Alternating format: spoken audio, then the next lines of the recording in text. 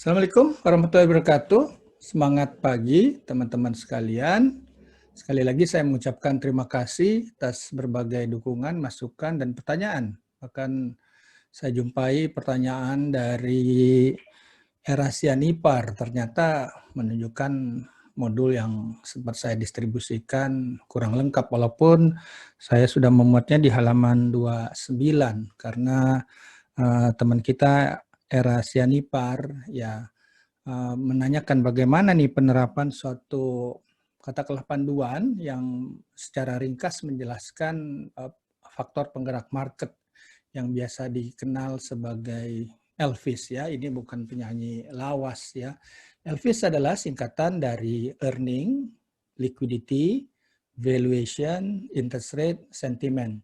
Dalam praktek ya, Elvis ini berupa permutasi ya, bisa jadi Levi's ya, ini juga bukan celana koboi ya, berarti faktor utamanya adalah liquidity ya, bisa jadi selfie, bisa jadi slave, bahkan bisa jadi evils ya, kelihatannya agak serem nih teman-teman. Akan kita bahas ya yang relevan dengan faktor penggerak market sekarang.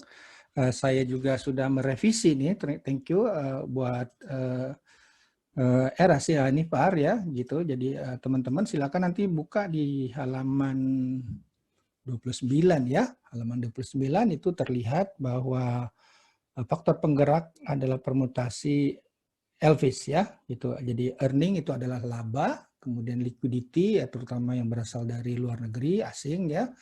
Kemudian valuasi itu bisa menggunakan PE ratio gitu atau price to book untuk bank ya, kemudian interest rate. Nah, interest rate ini menggambarkan posisi siklus posisi ekonomi di dalam siklus ya. Kalau dalam keadaan katakanlah slowing ya, Bank Indonesia, Bank Sentral kita berpeluang untuk menurunkan bunga ya. Dan faktor sentimen ini bisa diukur berdasarkan kredit default swap ya, Indonesia ya, itu yang khusus untuk Indonesia, atau secara umum di negara berkembang adalah JP Morgan Emerging Market Spread ya. Kita akan membicarakan penggunaannya ya, namun tidak dapat dipungkiri ya, sebetulnya kami juga menggunakan salah satu bagaimana mendapatkan permutasi yang katakanlah yang otomatis tanpa ad hoc ya, kami menggunakan Z-score ya. Ini adalah prinsip matematik, pada dasarnya suatu nilai kita cari deviasinya terhadap nilai rata-ratanya, kemudian secara relatifkan dengan standar deviasinya ya. Siapa Z-score yang paling besar ya, itulah faktor yang paling mempengaruhi ya. Sebelum krisis itu kita sudah mengidentifikasi namanya C-val ya. Jadi sentimennya bagus ya, karena katakanlah Indonesia makronya relatif stabil, interest rate suku bunga masih bisa turun karena spread antara policy rate 7 days repo rate ya dengan inflasi masih terbilang tebal ya, valuasi terbilang netral ya, boleh dibilang, tapi murah dibanding sejumlah bursa di luar negeri ya. Kemudian earning, nah ini masalahnya karena kita producing country commodity producing ya, yang mengalami penurunan harga komoditi, daya beli masyarakat tentunya turun ya.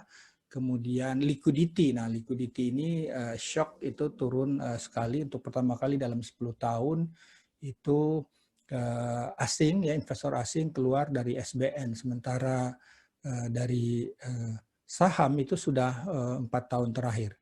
Bagaimana pemanfaatannya? Saran saya kalau faktornya itu sentimen ya, kemudian koreksinya besar, saya pikir itu kesempatan kita untuk masuk ya.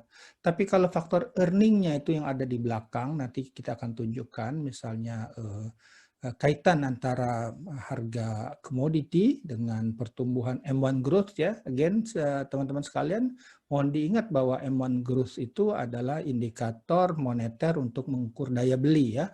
M1 itu uang kas dan uang giral yang kita siap untuk belanja ya. Kalau deposito itu adalah potensial purchasing power, dia harus jatuh tempo dulu ya, dicairkan menjadi M1 gitu. Nah, kemudian kalau misalnya E-nya tadi termasuk faktor yang katakanlah ya, karena ada 5 huruf ya, E-nya itu ada di termasuk paling belakang ya, 2 terbelakang, saya menyarankan untuk tone down expectation gitu. Nah, bagaimana kondisi sekarang ya, melihat bahwa berbagai yield obligasi negara ya, di berbagai negara itu sudah turun ya, saya sarankan kita melakukan apa ya, boleh dibilang rekalibrasi ya. Kita lihat bahwa walaupun banyak yang bilang bahwa bond yield kita ini udah rendah, tapi harus dibandingkan secara internasional ya. Suku bunga harus turun dan itu juga karena kreditnya boleh dibilang sangat melambat ya. Bank Indonesia akan cenderung katakanlah posisi pro growth ya, menemani juga pemerintah dengan kebijakan fiskalnya. Nah, kelima variabel ini seringkali sangat berkaitan ya. Paling gampang sebetulnya lihat rumus present value ya. Present value adalah ya sigma cash flow ya. Cash flow itu nanti akan didekati dengan M1 growth ya, dibagi dengan 1 plus R pangkat T ya. Nah, R-nya sendiri adalah WACC, weighted average cost of capital, di dalamnya juga termasuk SBN sebagai discounter ya. Saya melihat pada hakikatnya bond yield kita harus turun dulu ya gitu. Jadi asing sih akan melihat, mereka mungkin lebih suka melihat SBN ya, karena itu adalah sovereign risk ya.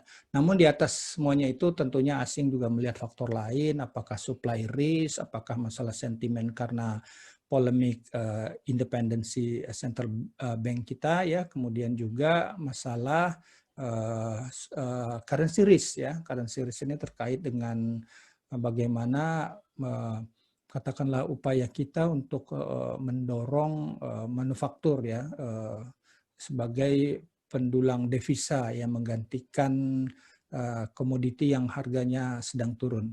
Oke, kita ringkas ya. Jadi kemungkinan kalau dari awal tahun kami ini saran kami ini menunjukkan apa ya, yang Elvis ya, E-nya harus di depan karena fundamental ya gitu. Tapi permutasi yang terjadi adalah CVAL ya, suku bunga kelihatannya bisa turun ya lagi, karena juga kita lihat ya bulan Agustus lalu itu terjadi deflasi ya. Jadi sekali lagi sentimen itu membaik ya, kemudian interest rate masih bisa turun ya.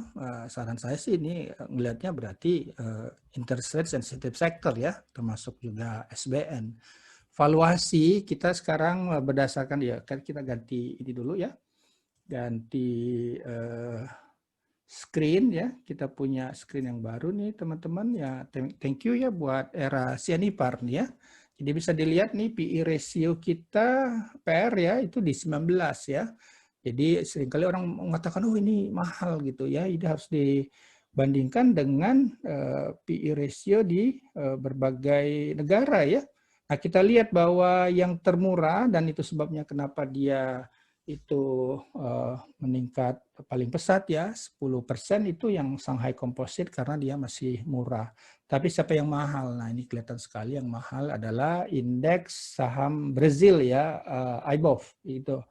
Indeks saham SPX sendiri udah mahal ini 26,2 ya PI-nya. Jadi yang terjadi pekan lalu koreksi di bursa saham yang cukup dalam selama sepekan, saya pikir itu bagaimana orang melakukan rasionalisasi dengan valuasi yang sudah mahal. Demikian teman-teman sekalian, khususnya era Sianipar ya. Semoga bermanfaat. Mungkin saya tambahkan satu lagi nih, lupa ya, bahwa flow ya, flow dari asing ya, sekali lagi nih. Ini kelihatan bahwa ini untuk flow di IHSG ya. Ya, IHSG naik, sebetulnya flow asingnya mesti turun. Berarti ini kekuatan lokal sekarang nih, ada bandar lokal katanya ya.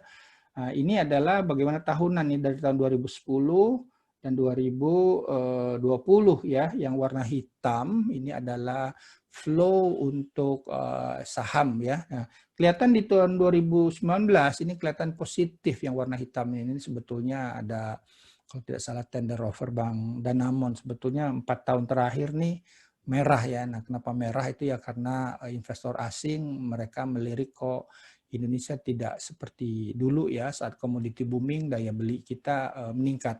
Jadi pesan saya, walaupun technically saya masih bullish dengan saham, tapi dengan daya beli dan di perusahaan juga pasti ada proses yang kami sebut sebagai revival and survival ya. Jadi kita perlu mewaspadai, stock picking is the key ya. Meanwhile saya melihat tetap upside masih terbuka di SBN. Demikian, terima kasih. Assalamualaikum warahmatullahi wabarakatuh. Saya mengundang teman-teman sekalian ya untuk memberikan pertanyaan ya, dan silakan kaji dan uji materi yang telah kami berikan. Terima kasih.